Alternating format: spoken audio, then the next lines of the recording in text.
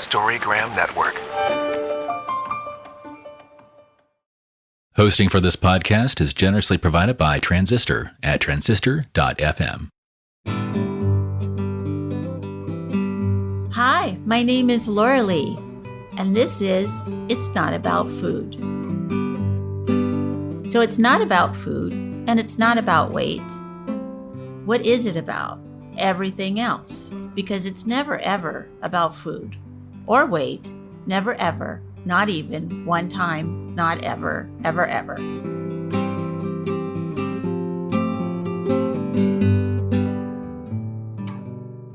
Hello, everyone. This is Laurelee Roark from It's Not About Food podcast. Thank you so much for being here today. And today we're going to talk about faith. The goddess is on the tightrope with her little deer power animal. She's above her town, and she's got one little leg on the tightrope, and she's balancing with an umbrella. But she's doing it, and how that feels a lot of times like we're just trying to stay on our little tightrope and having faith that even if we fall, we'll be caught or we'll be okay, and we have a lot of faith in our balance and what we're doing with our lives. So in the back of the card, it says, faith is trusting that there is a loving source of which you are a part. Having faith means that you can let go of fear and tight control and trust that there is great wisdom within you and around you, allowing yourself to breathe and listen for spiritual guidance. Having faith means that even though the recovery process may become difficult and dark, you can trust that you will also find the grace and the light. And I just love this card because this was so much my experience as I struggled through my own eating disorder, and then I went into my recovery. At first, I was trying to have faith in the process while controlling everything, which, that did not work. It never will work. So to let go of control felt like I was letting go of my lungs or, my heart. It just felt like I'll never be able to do this. But little by little, I was able to breathe through it, ask for guidance, listen to my inner self, my gut. If I could listen to my gut, I would usually be fine. And even though there were many difficult and dark places, really at the same time, there was a lot of grace and light. So faith is such a wonderful idea for us as we're going through these hard times, that we will get through this. Our bodies are amazing, and they will let us know. And our minds are amazing. Our spirit is unbelievably amazing. And if we can trust ourselves to guide us in our hearts and in our gut and in ourselves, we'll be okay. We'll be okay. We'll know how to deal with anything that comes our way. And we may not like it like I wanted to be.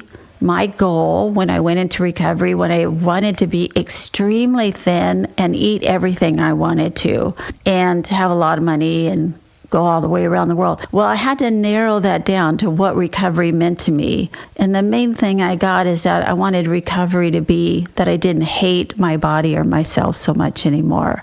That I could do. And that's what I went towards. Consequently, my weight went to its natural weight. I make enough money. I do my little path work. So it's all good. But I had to really get clear on what I was asking, and then to have faith that I would get what I needed and wanted, maybe not what I was trying to control. So I am so honored and pleased that we have Wendy with us today, and she is going to talk about what she does in this world of recovery for people. And very excited to have her here today, and I'm going to let her say who she is and what she's doing and what up with her. Hi, so lovely to be here. And what a wonderful way to start our conversation, to invite me to choose one of your beautiful cards and to start with the faith card. I think it just is a wonderful topic in general. My name is Dr. Wendy Oliver-Pyatt. I'm a psychiatrist, and I have been working in the area of eating disorder treatment for decades. I started my very first higher level of care residential program back in 2003. That was called Center for Hope of the Sierras. And later on in my life, I continued that journey. I started Oliver-Pyatt centers, Clementine. During the Oliver-Pyatt years, we started a really beautiful program for binge eating disorder called Embrace. And then most recently, I've started a program called Galen Hope, which is in Miami, Florida, and a virtual program, an intentionally virtual comprehensive eating disorder treatment program called Within Health. And why I've done all of this goes back to my own personal history of experiencing an eating disorder, probably going back to about 8th grade. We can talk more about the origins of eating disorders in our society. We talked a little bit about that earlier this morning before we started recording. So I would love to talk about that. So yes, all the things that you've said about faith have so much applicability to my life. If you had ever told me I would have done all these things as an offshoot of my own experience of having an eating disorder back when I was 14 years old and I started dieting, I mean, it's just mind-boggling to me, all that sort of came from that. And I can certainly talk with you more and more about faith and why I chose the faith card. I agree with you. You know, I had anorexia, I had bulimia, I had compulsive overeating. So I would get really big and really small and really big and really small, like a little rubber band person, and just always so sad and so upset all the time. Felt like, of course, I was dying from a disorder. It could have killed me easily. And so if you had told me then, well, when you're 70, you're going to start a podcast about recovery, I'd be like, you have, right. I don't even know what a podcast is in 1970, you know? But it was an amazing process, the whole recovery process, as people always say. And to just step on that path and let it take you where it goes is faith, is complete faith in your therapist, in yourself, in the world, in your body. I had none of that before. I had no faith. I was raised Catholic and it was just beat into me, so I didn't have it from an organic place. Interesting. So how do you, with your client, well, tell me first, what is your work like? What do you do right now? Right now? Yeah. I think I do a little bit of a lot of different things because having started 2 programs almost at the same time, slightly different times, it was certainly something I never would have foreseen, planned, thought about. Again, faith comes into all of this as the anchor that helps me do what I do. But what do I do now? I mean, I could do right now, I'm in the middle of heading off some, I think, pretty innovative ways of treating eating disorders. And it could be everything from creating a protocol or talking with the clinical leadership team about an area that I want to improve things on, interviewing clinicians, writing blogs, working on social media, doing podcasts like this. Could be that I'm talking with a patient who's really having a difficult time, or I'm interacting with a family member, or I'm looking at somebody's nutrition plan and talking with the director of nutrition about things we might want to adjust that meet that person where they're at. I might be thinking about what's going on with a particular patient and how we can address family therapy in a different way. So what I'm doing right now is just so many different things. I love what I do because there's so much variety. As a leader in my organizations, I feel, an obligation to be thinking big picture and what is our vision and what is our mission. And as cliche as those 2 things sound, it's very important to have a philosophical framework to the clinical approach. So that's part of the job. But at the same time, I have no hesitation to dive in a particular case and talk with a team or meet with a family. So it's kind of 2-pronged, and it's being available along all those domains to the team. So one thing that I was very curious about when I looked at your website, which is, by the way, beautiful, and make sure that you say what that website is, but that you're with the person from the moment they step into your circle until they're a lot better, which is fabulous, because a lot of times we who are in this field know that we'll have clients, we send them to a treatment, and they get dropped on their ear when their days run out or something. And, an eating disorder, just the way that it is, it's not like alcohol where you can just quit drinking. You have to learn how to have a relationship with food and your body and the world around you. You can't just say, okay, I'll never eat again, because that's anorexia. So that is death. And so we have to learn this, and it takes a lot of false starts and alleyways and then dead ends. And as you shift and adjust to who you are as an eater, what does your body need? And then it changes as we get older. Sure. Yeah. I always talk with people about change. And part of the experience of an eating disorder is about that anxiety about uncertainty. I always think about the eating disorder, as cliche as it sounds, is as creating a pathway that might feel safer in some way, or a way to speak for the person, or having some different function. And really part of the puzzle is to get to that core issue and to understand the underlying dynamics, at play, as much as it is also a medical condition, a nutritional condition. There are psychiatric aspects to people's eating disorder, but there always is like that psychodynamic piece of it as well. And I think that dealing with the fact that there's change and dealing with the fact that there's uncertainty is a vital piece of the healing journey. And why I picked faith is, you just talked about change, and it led me to the concept of uncertainty and dealing with uncertainty. And I think that the healing process involves exploring this space where there's this uncertainty. It could be uncertainty about your body. What's my body going to be like as it's healing? How am I going to accept a natural body condition as it is? The uncertainty around that.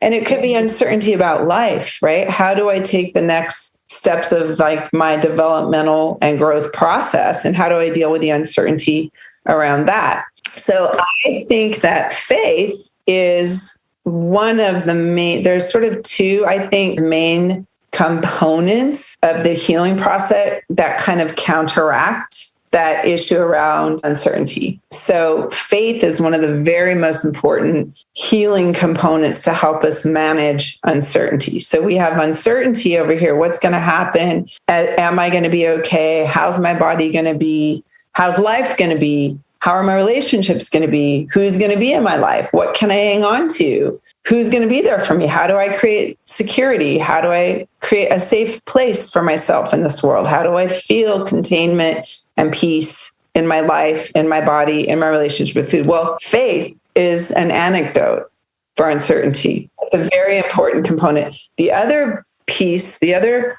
component of healing that is a kind of a counterbalance to uncertainty is mindfulness. Faith and mindfulness can really help us cope with uncertainty. Why do I say mindfulness? I say mindfulness is an important aspect of coping with uncertainty because mindfulness requires or pushes us or focuses us on what is actually present right now. It's what do I need right now? What do I feel right now? What am I longing for? What am I hungry for? It puts us in touch with the here and the now. So uncertainty is all about the future, right? Mindfulness is now. Now, right this now. Right now. So sometimes I even ask my folks that I work with, they say one day at a time. I even break it down further. Forget the one day at a time. I even break it into 3 parts of the day. Morning, afternoon, and evening. Like what's happening now? If I sat here and thought about all the things on my plate that I need to deal with in my life, if I tried to bring that all into my present moment, I would be very flooded. So I have to look at my calendar and go, what's now? What's happening now? What do I need right now? Did I eat? Am I hungry? Am I full? What's on my schedule? What am I doing now? How can I take care of myself right now? It's all together. What do I need to do before I have my podcast with Laurelee? Do I want to grab some water? Do I want to have some tea? Did I eat enough? Like that's all now. So mindfulness is about what's happening now. What do I need now? What are my values now also? So if we're tied to that mindfulness, right, it takes us out of that future orientation where we're just all over the map and don't really know what to do. And it just organizes us around what are our values now? What do we need now? And if we stay mindful, if we're present and connected to ourselves in the present, everything we're doing, right? Every single thing we're doing, if it's connected to ourself, our authentic self, wherever we go, whatever the future turns out to be, it's going to be a derivative of our authentic self. So it'll be okay. So the mindfulness takes us on the path to what our true self is calling for. So it helps but counteract that uncertainty. And also that chatter that a lot of us have, especially in the culture that we live in, where we're, as Bradshaw used to say, we're human doings and not human beings. And we need to go back to being a human being. Just be here now. Ram Dass says in the 60s, be here now. It was such a concept of you can't do anything about the past and the future's not here yet. So let's just be here now. It was like, fine for you, Dalai Lama, but but I got to do, so. Yeah. Anyway, what you're talking about is such a beautiful practice, if you will, because it does take practice, doesn't it? I mean, to calm the mind takes a lot of practice. We have a monkey mind, as they say, The other part of it that I want to mention, going back to why choosing faith among your beautiful cards. I love your cards. Shout out for your cards. The reason I chose faith is that we all live with some level of fear that's tied to the uncertainty, right? There's a lot of fear woven into our anxiety about our body or about our future or whatever. So it's not like as simple as it is to say, oh, mindfulness and faith, that counteracts uncertainty and fear. It's very easy to say, but faith is a really powerful force. It's something I really, myself personally, I struggle with faith to this day. That's why I picked it also. Of course. It's a hard one for me. I was raised in a kind of agnostic household. I was told there's no such thing as Santa, Wendy, and all that stuff. So how much fun, Right. But in that regard, it wasn't great. Faith wasn't cultivated inside of my spirit at an early age too. And I think faith can really be soothing and comforting. So I had a lot of fear about my future, security, relationships, interpersonal connection, and things like that, because relationships are really important to me. Secure, interpersonal relationships are very, very important to me. And I had uncertainty about whether I would have the kind of secure relationships that I wanted and hungered for in my life. And I think in many ways, the eating disorder can be distilled down into anxiety around connection and security, interpersonal attachment. And I think, unfortunately, we get caught in this idea that pursuing thinness somehow leads to greater safety and security in the world, interpersonally or whatever. But for me, because I was a little short on that faith part of things, it made it harder to just embrace the moment. I think when you are in a place of fear or uncertainty about your future, you can really be soothed by faith as you work to cultivate it. So faith also comes more readily to some of us versus others. I'm other. For me, faith is harder, but I like the idea and I tell myself it can be cultivated. Storygram Network. Welcome to One Media, One Media. When you're whining with nurses. It's a place I like to call The Bleed. My name is Laurelee, and this is It's Not About Food. The art of being yay isn't just something he developed. Storygram Network. I like to say that the way that I was raised, I'll believe in something greater than me, but I want to see the movie first. That's funny. Because, I had a lot of faith in a lot of things that didn't turn out very well. But I love the idea of in this moment, I can have faith that in this moment, this is fear, this is sadness. I'm sitting on this chair, my feet are on this floor, I have this outfit on, I'm talking to this person in this microphone, and we are okay this second, and then right this second now. So that was, again, a huge practice for me. I had to get over years of not living like that at all, never even hearing those concepts. So I love that that's what you're doing, and that's what I'm doing on the whole other coast, and people are doing it all over the world. Yeah. And I'd love to just talk about faith a little bit as it relates to the healing process, specifically with food, because we're talking about it in a broad way about relationships and connection. But I would like to spend a moment and kind of distill it into the relationship with food. Let's do it. Yeah, let's do it. Because I think that the idea that we can trust our body, we can trust the cues around hunger and satiety, the idea that inner wisdom is within us, like that's the name of my program. One of my programs is called Within for a reason, right? I truly believe that people have the answer within them. They may need a lot of help. They may need a time, they very well may need a time on the trajectory where somebody else holds the ball and like we say, hey, we're going to take ownership of this and allow us to guide you as far as like your body's needs. Later on, though, the answer is within you. The answer is, and faith is really woven into that, right? That I can have faith in other people. I'm asking my clients when they come to us and their relationship with food is very terrifying to them and there's so much anxiety and fear that they don't have a grounded presence within themselves to be able to totally own that process. So I'm asking them to have faith in me. And you have faith in me to hold the ball for a while, not forever, but can you have faith in me? Another part of it is having faith in your body, that as you're healing in your relationship with food, that my body is going to be where it needs to be, whatever size, shape, form, body fat composition, whatever, size, whatever, like that. That's really my body and accepting my natural condition. And what I call choosing the loving behavior, choosing to engage in a loving way toward my body, that I can have faith that my body is my ally, something to protect. I can have faith that my body will be there for me. Having faith in cues, having faith in hunger, satiety cues.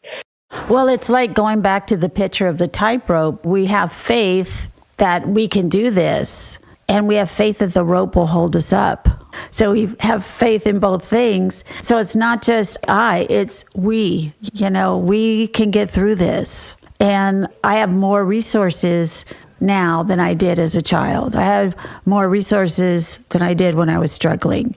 I know what to do. I can trust that I will figure this out no matter what comes my way. And I will be on my side about it always. I can have faith in me now.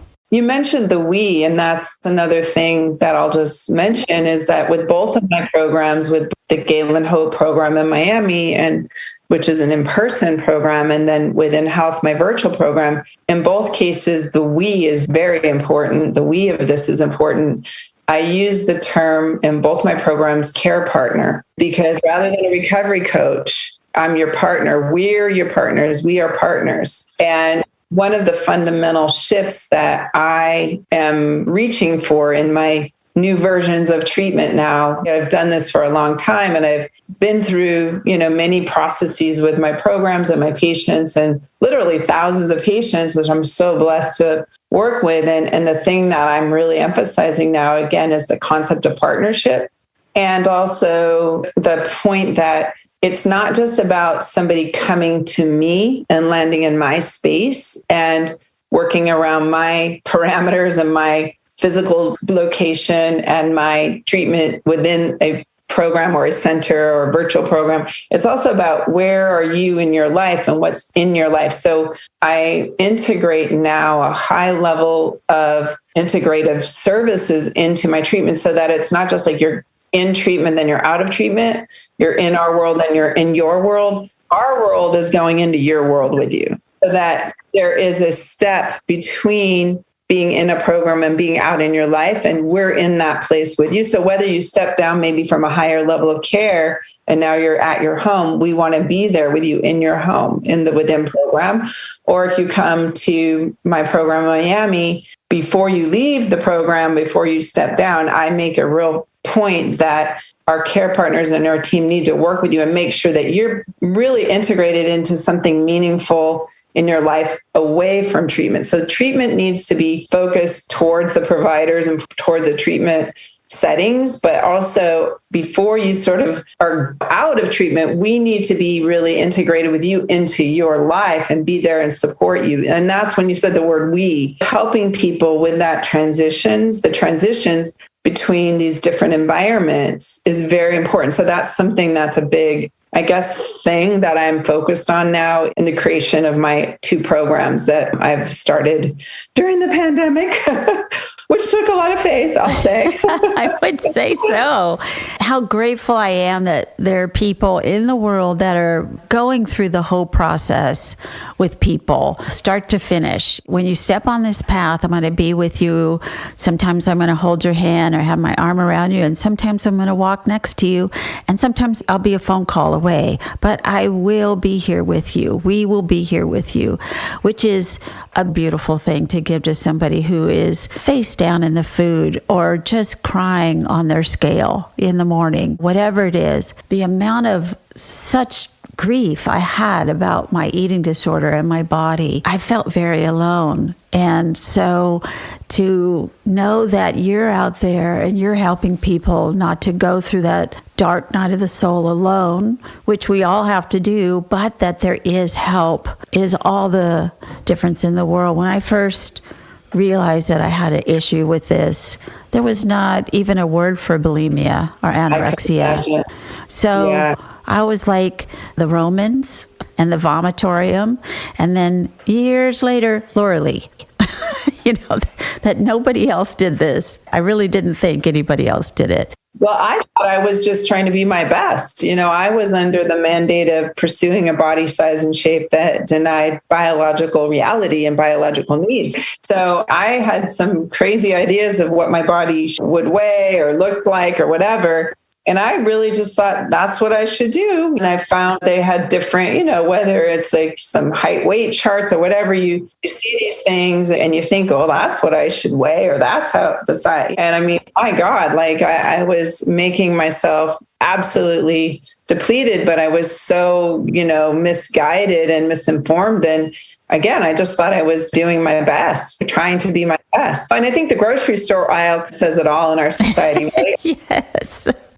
On the right, you have all the magazines with all the airbrushed models and all this talk about diet and weight loss and be your best self and all that garbage. And then on the left, you have all the candy and the soda and all that. And you're in the middle of the aisle going, you don't know what to do. It's kind of crazy when you think about it in our society. Supposedly we have this sophisticated society, but yet we don't even know how to feed ourselves in our society. We're so mixed up about food. We're so confused, jumping on every new bandwagon, one after another, that really, at the end of the day, all those different bandwagons is really about external regulation of food based on somebody else's prescription for what we need. And the reality is that our bodies are really designed to be able to manage our needs with food, just not so contaminated by all this garbage. Yeah, it is very simple, isn't it? It's like the Buddhists say, chop wood, carry water. Just take it down. Do I need a sip of water? Maybe I need to pee. Do I need to get up and move around and get off this chair? It's very simple, our needs. Isn't it interesting, Laurelee, how simple it is in one way, and yet how complex eating disorders are? So That's a really complex. Juxtaposition of 2 very different concepts, but both very true with eating disorders. Yes, because it's not about food. What a concept. And when Carol and I came out with the book, It's Not About Food, it was 1999, and then it was redone in 2005 or something. But we'd go on shows and they'd say, well, if it's not about food, what is it about? And we both would say, everything else. You know, You need it. yeah. It's not just one thing. We know how to eat. We know how to breathe. We know how to sleep. We can just trust that. Well, if you think about the whole idea that whether it's about our weight or whether it's about our, gender identity or sexual orientation or color of our skin or whatever, if our culture is in some way telling us or telling anybody that like who you are fundamentally is not okay, that's a trauma. That's a trauma right there. It is. If we feel like who I really am at my core, my truth is not really okay, where do we go from there? Yeah, we're stuck with that. Yeah, we're stuck. So we sort of have to combat that society that we're living in. We have to protect ourselves, and we have to, there again comes the we have to be somewhat aligned with other human beings who understand this kind of influence that we're having. And again, it could be people not just with eating disorders, but anybody who's faced with that, who you are is not okay. What you are is not okay, or is deficient, defective, whatever, doesn't belong. That is a really big source of pain. That's alienation. Social alienation is painful. It is. It is. And especially if you feel like just how you are naturally, we all hate that. And then the person hates it too. Yeah, and that's why health at every size is so damn important. Good. Yes. So important for people to be able to own their space in the world and own the needs of their body and rejoice in self-care and find meaning and find purpose in being able to create that space for self-care and self-compassion. And that's really what health at every size is about. But I'll be damned if we don't have to really protect each other with this, because there's so much around people that's saying to them, something counter to that. And that compassion toward ourselves is the fundamental foundation of all health and well-being. Self-compassion. I'll keep saying that. Self-compassion is the foundation of that. And woven into that is a principle of acceptance, right? We can't really be fully compassionate toward ourselves without in some way really striving on this acceptance. It's exactly right. They go hand in hand. To have compassion is to accept what is. You were talking about a minute ago, what it is. It's in the moment, this is what's going on with me.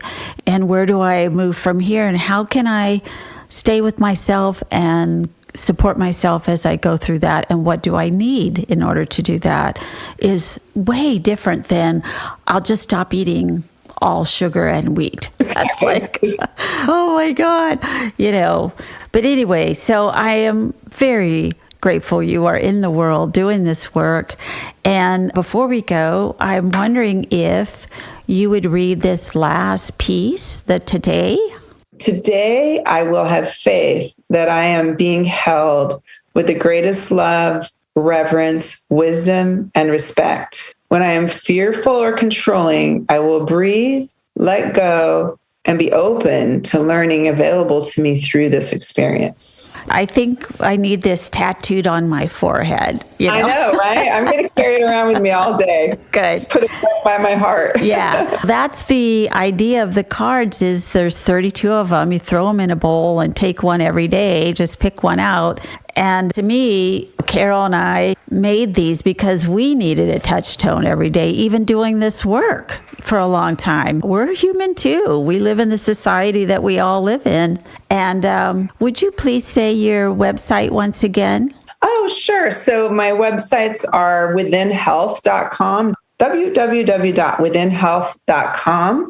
That's for my virtual treatment program for eating disorders. And we work with all forms of eating disorders, every body, everywhere. I want to emphasize men, LGBTQ, like people that are living in higher weight bodies that might feel alienation from treatment setting. And then my other program is called Galen Hope. So that's www.galenhope.com, and we're a program in Miami, Florida. Oh, so grateful for you for doing this. I really appreciate it.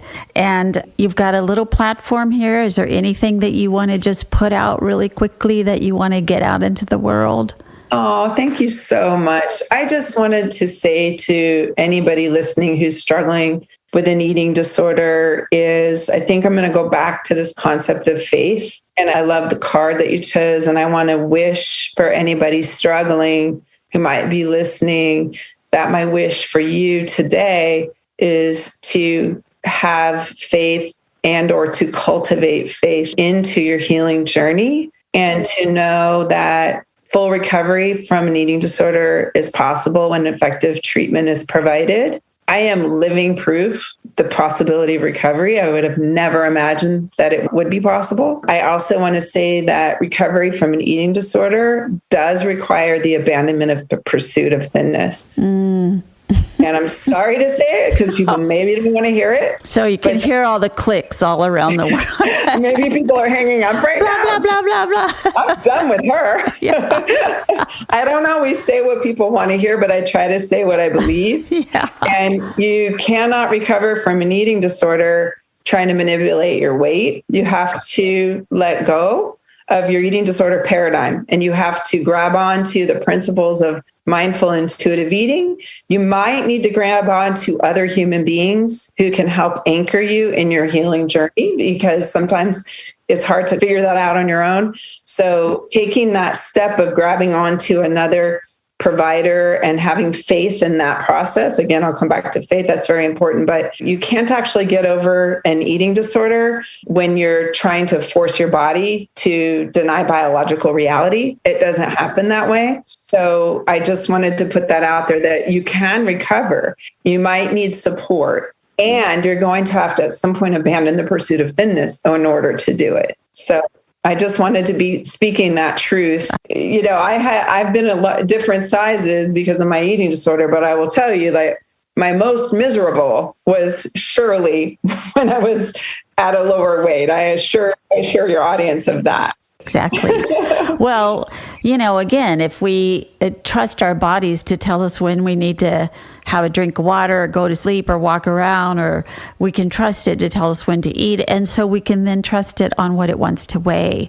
And it might not be, and probably isn't, what the society tells us, because it gets thinner every year. It gets more and more. Our bodies do change over the years too, They right? do. I'm not the same at 57 as I was at 17. That's right. And I tell my clients, they go, I just feel like I used to be so much thinner. And I said, you used to wear baby clothes, but you don't wear those anymore, do you?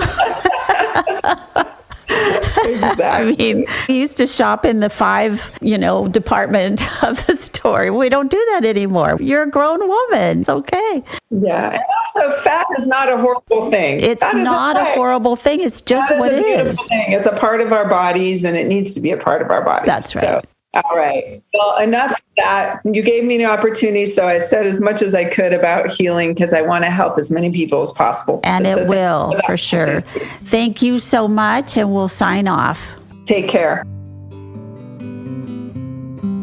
Thank you for listening.